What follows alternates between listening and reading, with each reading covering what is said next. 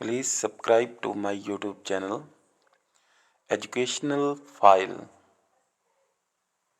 अस्सलाम वालेकुम dear student. आज का जो सवाल हम कवर करने वाले हैं वो है तलब की लचक की पैमाइश के तरीके। तो ये है जी तलब की लचक की पैमाइश के तरीके। इसके 3 तरीके हैं भाई। जल्द से जल्द मैं अपनी वीडियो में इस सवाल को कवर करने की कोशिश करूँगा। ठीक है, तो पहले नंबर पे है हमारे पास इकाई का तरीका। दूसरे नंबर पे है हमारे पास फीसद का तरीका। तीसरे नंबर पे है हमारे पास बजरिया फार्मूला। तो ये हमारे पास 3 तरीके हैं। इसमें सबसे पहला हम देख लेते हैं। हमारे पास है इकाई का तरीका। इकाई के तरीके में फिर हमारे पास 3 तरीके हैं। पहले नंबर पे इकाई के बराबर। दूसरे नंबर पे है हमारे पास इकाई से कम। तीसरे नंबर पे है हमारे पास इकाई से ज्यादा। अब हम इसी में पहले नंबर पे देख लेते हैं। पहले नंबर पे है हमारे पास इकाई के बराबर।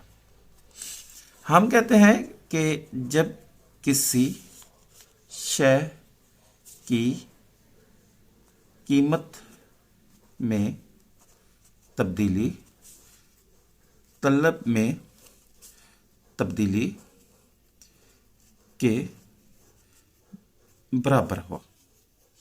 ठीक है, तो जब इस तरह की हम बात करते हैं या जब किसी शय की तलब में तब्दीली कीमत में तब्दीली के बराबर हो तो हम उसे इकाई का तरीका या इकाई के बराबर का तरीका कहते हैं।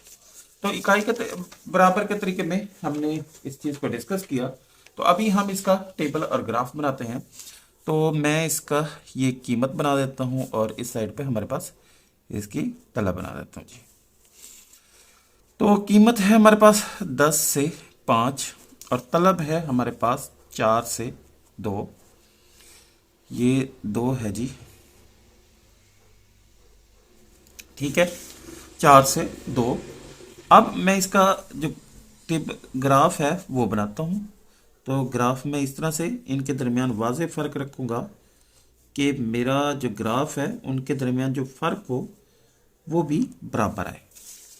तो इस तरह से मेरा ग्राफ का फ़र्क भी आपस में बराबर है। और एक साइड पे मैं लिख देता हूँ इसकी कीमत, दूसरी साइड पे मैं इसकी तलब या मिकदार लिख देता हूँ। इधर 0 लिख देता हूँ जी। मेरी कीमत है तो कीमत वाली साइड कम है, 0 से 5 से फिर 10 और इधर हमारे पास 2 आ गया, 2 से 4 आ गया। ठीक है, इसी तरह मैं दूसरे हिस्से को कवर करता हूँ। इकाई से कम। इकाई से कम जब किसी शय की तलब में तब्दीली कीमत में तब्दीली से कम हो।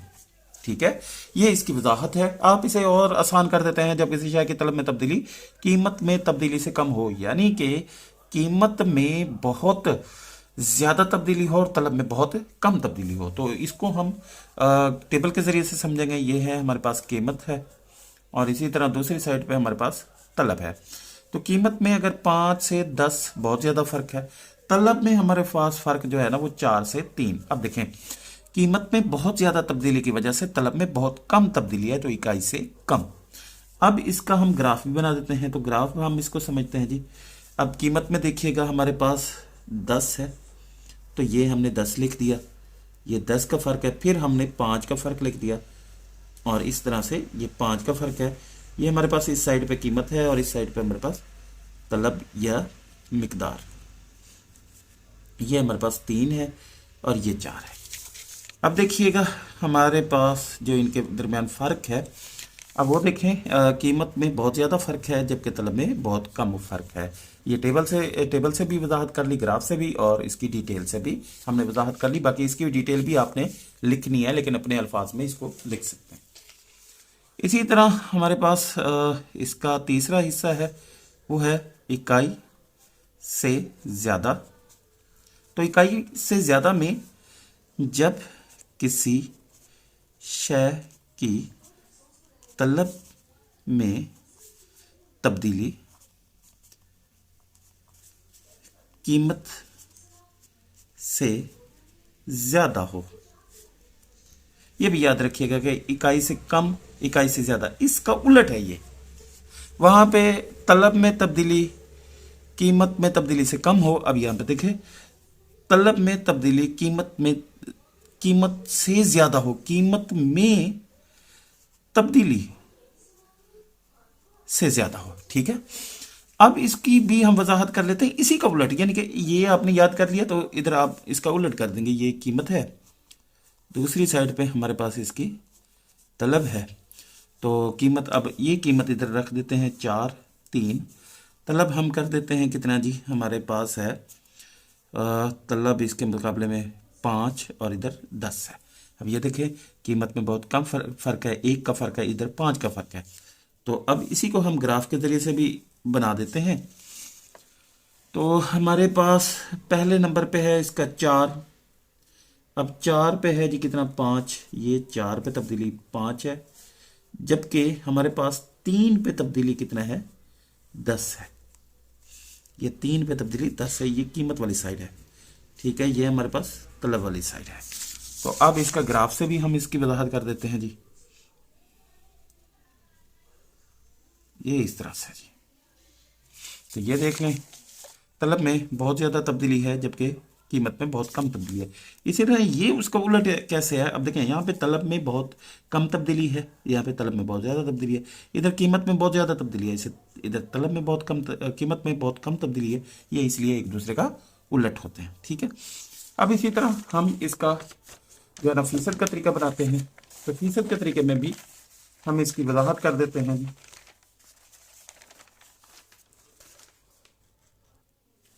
तो अब हम बनाते हैं जी फीसद का तरीका। तो ये लिख देते हैं जी, फीसद के तरीके में भी वही 3 तरीके हैं। हमारे पास इकाई से कम, इकाई से ज़्यादा, इकाई के बराबर।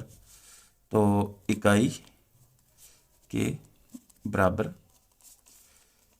इकाई से कम, और तीसरा है इकाई से ज़्यादा। अच्छा, मैं आपको एक बात बताता चलूँ कि ये जो आपने तीनों लिखने हैं ना, अब ये देखें ना, मैं आप इसमें लिख देता हूँ इकाई के बराबर। तो मैंने ये तरीका जब लिखा है ना, तो मैंने सेम ये सारा डाटा उठा के इधर लिख देना है। जहाँ पे जो फ़र्क आएगा वो मैं आपको बता देता हूँ कैसे।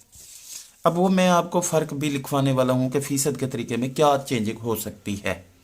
अब फ़र्ज़ करें यहाँ पे मैं लिखता हूँ जी कीमत में तब्दीली तलब में तब्दीली के बराबर हो।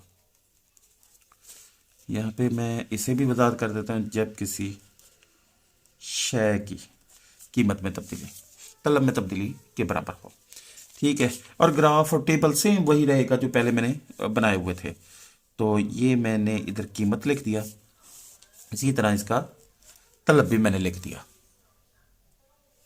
अब देखें जो कीमत है मेरे पास 10 है, और इधर मेरे पास 5 है, इधर 4 है, इधर 2 है।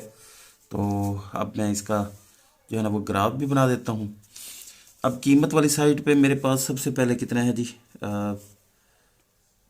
मैं इधर लिखता हूँ जी 10 है, ये 10 मेरे पास हो गया। उसके बाद फिर 5 है, तो मैंने इधर 5 भी लिख दिया, और इधर मैंने फ़र्क 2 भी लिख दिया, इधर 4 भी लिख दिया।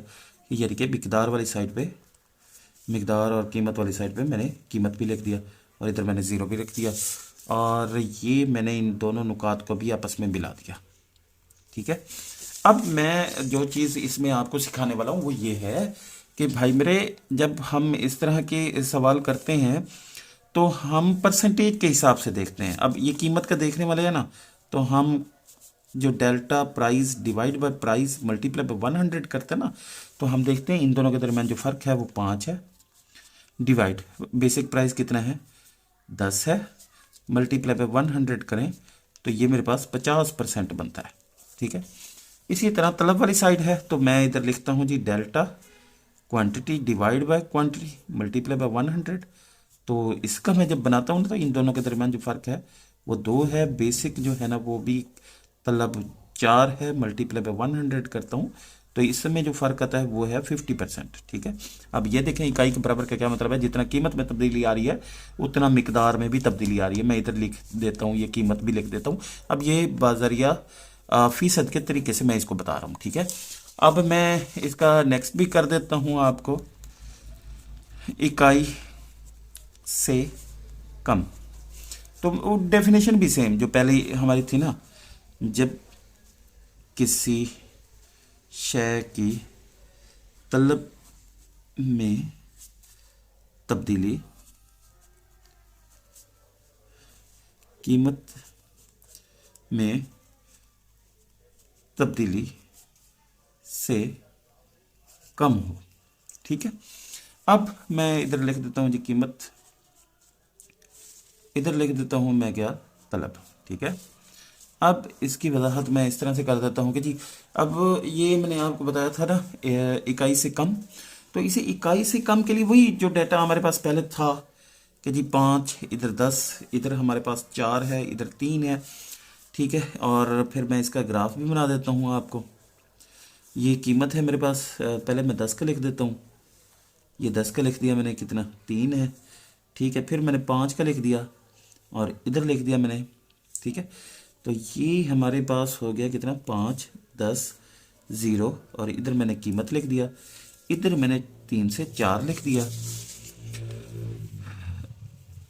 अब इकाई से कम, ये देखिएगा कि इकाई से कम किस तरह से है, ये मैंने इस तरह इसे बना दिया। अब हम देखते हैं कि इन दोनों के दरमियान फ़र्क और इधर जो फ़र्क है ना वो हम इसको पैमाइश करते हैं। तो देखिए इनके दरमियान जो डेल्टा प्राइस है डिवाइड बाय प्राइस है मल्टीप्लाई बाय 100 है ना, तो हम इनके दरमियान जो फ़र्क देखते हैं वो 5 है, बेसिक 5 है, मल्टीप्लाई बाय 100 करें तो ये तकरीबन बनता है 100% चेंज। ठीक है, अब इन दोनों के दरमियान जो फ़र्क है ना वो देख लेते हैं। इन दोनों के दरमियान जो delta quantity divide by quantity multiply by 100 जब करते हैं तो इन दोनों के दरमियान जो फ़र्क है वो है 1। ठीक है, डिवाइड बेसिक जो क्वांटिटी है वो है 4, मल्टीप्लाई बाय 100 करें तो ये 25% बनता है। ठीक है, तो ये देख लें कि कीमत में बहुत ज़्यादा तब्दीली है और तलब में बहुत कम तब्दीली है। तो मैं इधर लिख भी देता हूँ कि ये है जी, इधर 100% जब तब्दीली है और इधर कितना 25% तब्दीली है। ठीक है, ये ग्राफ ये इधर भी आ सकता है। ठीक है, इससे कम भी कर सकते हैं। उसके बाद हमारे पास नेक्स्ट है इकाई से ज़्यादा। इकाई से ज़्यादा यानी कि कीमत से ज़्यादा। तो अब हम जब किसी शय की तलब में तब्दीली कीमत में तब्दीली से ज़्यादा हो। ठीक है, अब हम इसका भी ग्राफ बनाते हैं। तो ग्राफ इसी के उलट बनाते हैं। ये जी कीमत है हमारे पास, ये हमारे पास तलब है, कीमत है हमारे पास 5, सॉरी इसका उलट बनाएंगे, सॉरी ये 4 और इधर 3 और इधर हम लिखेंगे कितना 5 और 10 क्योंकि इसके उलट बनाएंगे। ठीक है, और इसका जब ग्राफ बनाएंगे वो भी इसी तरह बनाएंगे।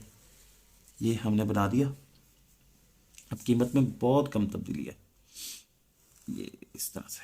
ठीक है जी, ये देखिए कीमत में 3 से 4, 5 से 10, अब इसको हम ये लिख देते हैं, ठीक है। अब हम इसको delta price divide by price multiply by 100 is equal to, delta price में हमारे पास जो फ़र्क है वो 1 है, डिवाइड बाय 4 है, मल्टीप्लाई बाय 100, तो ये हमारे पास आता है 25%। और इसी तरह दूसरा जो हमारे पास आता है वो आता है delta quantity divide by quantity multiply by 100, तो ये बन जाता है कितना जी, 5/5 मल्टीप्लाई बाय 100, तो क्वांटिटी में तब्दीली है 100%, ठीक है। तो क्वांटिटी में तब्दीली 100% कर देता हूँ और इधर तब्दीली में 25% कर देता हूँ, ठीक है। ये हमारे पास इसका आ गया जी। उसके बाद नेक्स्ट जो स्टेज हमारी बनती है वो है हमारे पास फीसद का भी आ गया, इकाई का तरीका भी आ गया बजरिया फार्मूला। अब नेक्स्ट हमारे पास तीसरे नंबर पे है बजरिया फार्मूला। तो फार्मूला हमारे पास कितने हैं, इसके दो ही फार्मूले हैं। पहले नंबर पे है हमारे पास इसका कौशी-लचक का फार्मूला, कौशी-लचक के लिए। दूसरे नंबर पे है हमारे पास नुक्ती लचक का, ठीक है। तो ये हमारे पास पहले नंबर पे है, ये हमारे पास दूसरे नंबर पे है। तो पहले नंबर के वाले को हम डिस्कस कर लेते हैं। सबसे पहले कौशी-लचक,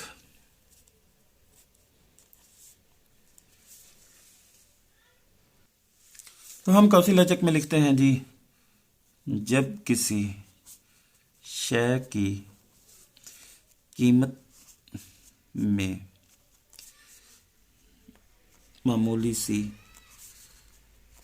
तब्दीली की वजह से तलब में वाज़ेह फ़र्क या तब्दीली हो तो इसको कौशी-लचक कहते हैं। या इसे और आसान कर देते हैं, जब किसी शय की कीमत में वाज़ेह तब्दीली की वजह से तलब में भी वाज़ेह तब्दीली हो तो इसे कौशी-लचक भी कहते हैं। और आगे इसके आगे आप लिख सकते हैं कि दो नुकात के दरमियान भी वाज़ेह फ़र्क हो और पैमाइश करना भी आसान हो। ये लाइन भी आप इसमें ऐड कर सकते हैं, ठीक है। तो अभी हम कौशी-लचक के लिए बनाते हैं जी। कीमत है हमारे पास सबसे पहले, उसके बाद है हमारे पास तलब है 25, 20, इधर 8 लिख देते हैं, इधर 10 लिख देते हैं, ठीक है। तो यूँ इस तरह हम इसका ग्राफ बना देते हैं। अब ग्राफ के लिए हमें पता है कि हमारे पास कीमत है, सबसे पहला जो काम है ये हम इधर कीमत की बना देते हैं।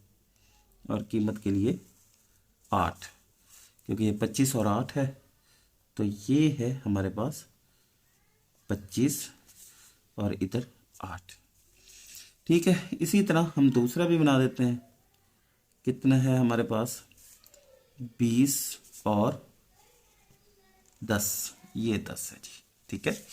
और ग्राफ के ज़रिए से हम इसकी यूँ वजाहत करते हैं कि जी हमारे पास जो लचक है वो वाज़ेह है।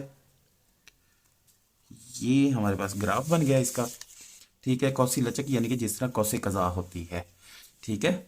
उसके बाद हमारे पास हम इसको ना अब फार्मूले की मदद से भी इसको हल करने की कोशिश करते हैं। ऐसे नहीं है कि इसे इधर तक ये टेबल भी बनाते, ग्राफ भी बनाते हैं। ये हो सकता है आप इसकी वजाहत थोड़ा समझ ना भी आए अगर आप इसकी वजाहत करना चाहें तो, लेकिन जब आप इसे ना फार्मूले की मदद से करेंगे ना तो आसान तरीके से होगा। अब फार्मूला मैं इसका लिख देता हूँ, basic quantity minus quantity 1 divide by quantity हमारे पास बेसिक प्लस क्वांटिटी 1 डिवाइड हमारे पास price basic minus price 1 divide by price plus price 1। ये है इलास्टिसिटी ऑफ डिमांड का फार्मूला, ठीक है। तो हम इसमें नंबर ऑफ डाटा ऐड करते हैं। तो ये मैं नंबर ऑफ डाटा ऐड करता हूँ Q1 जो है ना वो Q0 जो है वो बेसिक क्वांटिटी है। इधर मैं लिख देता हूँ 8 minus 10 divide 8 plus 10 overall divide है। तो ये आएगा मेरे पास कितना 25 माइनस 20 डिवाइड 25 प्लस 20। ये इक्वल का साइन है और इसके सामने हम आंसर लिखेंगे 1। मैंने आपको डाटा इस तरह का दिया है कि आपको ज़्यादा कैलकुलेशन ना करनी पड़े। ये डाटा जितना भी ये इधर जाके रख दें तो हमारे पास आंसर आ जाएगा। ठीक है, तो ये इसके सामने मेरे पास जगह नहीं थी तो मैंने नीचे इसका आंसर लिख दिया। ठीक हो गया। उसके बाद है मेरे पास नुक्ती लचक है, तो नुक्ती लचक का बना लेते हैं जी। नुक्ती लचक का सबसे पहले फार्मूला, सबसे पहले डेफिनेशन, जब किसी शय की कीमत में मामूली सी तब्दीली की वजह से तलब में भी मामूली सी तब्दीली वाक़ हो, इसको हम नुक्ते लचक का नाम देते हैं। ठीक है, तो अब हम नुक्ती लचक के लिए उसका सारा डाटा ऐड करते हैं। नुक्ती लचक के लिए हम देखते हैं कि हमारे पास कीमत है एक साइड पे, दूसरी साइड पे हमारे पास इसकी तलब है। अब कीमत है हमारे पास 2 से नेक्स्ट जो होगी वो 2.01 है। ठीक है, और इसी तरह हमारे पास जो तलब है, मिकदार है, वो हम 400 लिख देते हैं और 2 के फ़र्क से हम 398 कर देते हैं। ठीक है, फिर हम इसका ग्राफ बना लेते हैं। अब मामूली सा फ़र्क है तो हमने एक लाइन तो इधर लगा दी, दूसरा जो लाइन है वो उसके करीब करीब, बिल्कुल करीब, जैसे दूर से नज़र ना आए। ठीक है, पैमाइश करना मुश्किल ना हो इस डेफिनेशन में, जिस तरह आप ऐड कर सकते थे। अब ये देखें, दूर से ऐसे लगता है कि इन दोनों नुकात के दरमियान कोई फ़र्क वाज़ेह है ही नहीं। ठीक है, अब तलब वाली साइड पे हम लिख देते हैं जी 400 और 398, और इधर हम लिख देते हैं 2 और 2.01। ठीक है, जब हम इसकी फार्मूला और उसकी कैलकुलेशन करते हैं तो हम लिखते हैं delta quantity divide by quantity divide हमारे पास delta price divide by price. ठीक है, अब ये हम लिख देते हैं। अब इसको और भी आसान कर देते हैं, हम लिखते हैं delta quantity divide by quantity multiply by delta price divide by price. ठीक है, हम इसकी रकम को, अब ये जो हमने फार्मूला लिखा है इसकी ये सारा कुछ लिख देते हैं। 2 divide by 400 multiply by -200 divide by 1 is equal to -1 हमारे पास इकाई के बराबर आ गया। ठीक है।